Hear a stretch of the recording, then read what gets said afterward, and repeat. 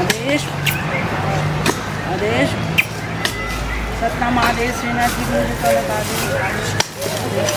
जय माता रामाय जय माता। সমাধি যে খনন করা হচ্ছে দেখছি, এটা একটু বলুন তো ব্যাপারটা কি? হ্যাঁ, ব্যাপারটা হলো দেখুন, সমাধি কাজটা হলো আমরা আকর্ষণ করি এই সমাধি কাজের মাধ্যমে। অর্থাৎ এগুলো তো বিভিন্ন রকমভাবে বৈদিক প্রথায় অনেক কাজ হয়। আমরা যেটা করি এটা সোলেমানি তন্ত্র বা অন্যরকম একটা তান্ত্রিক প্রক্রিয়া। এটাতে যে সমাধি থাকবে সেখানে তাকে উৎসর্গ করা হচ্ছে, তার মাধ্যম দিয়ে আমরা কাজ করছি। বা শ্মশানের প্রেত ডাইনি আত্মা যারা রয়েছে, কাপালিক আত্মা যারা রয়েছে, যারা ঘুরে বেড়ায়, যারা অতৃপ্ত আত্মা, যারা কাজ করতে পারে, তাদেরকে নিয়ে আমরা কাজটা করি। এবার এটা খুব সাধারণ প্রক্রিয়া, সবাই হয়তো বলবে না। আমি পুরো আপনাকে হয়তো বিশদভাবে বলতে পারবো না, কারণ গুপ্ত তন্ত্রক্রিয়া। তবু আমি কিছু জিনিস অনেকে জানতে চায় বা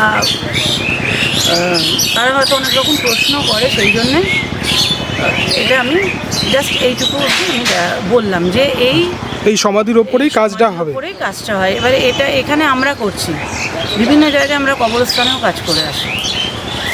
সেটা বিভিন্ন জায়গায় যেরকম যেরকম শ্মশান থাকবে, যে শ্মশানে যত ঊর্জা শক্তি, যে শ্মশানে যত বেশি তার সেখানে সেই সাধনার জায়গায় সিদ্ধিলাভ করেছে, যত তান্ত্রিক বলুন বা যারা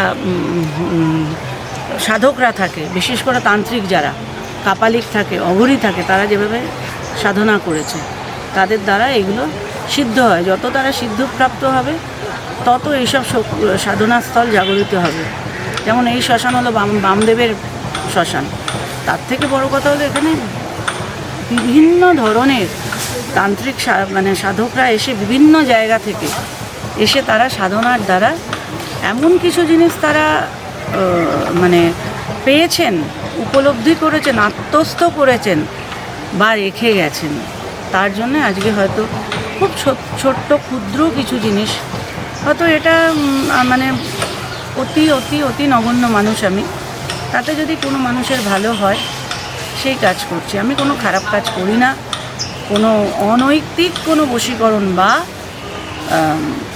আকর্ষণের কাজ আমি করি না।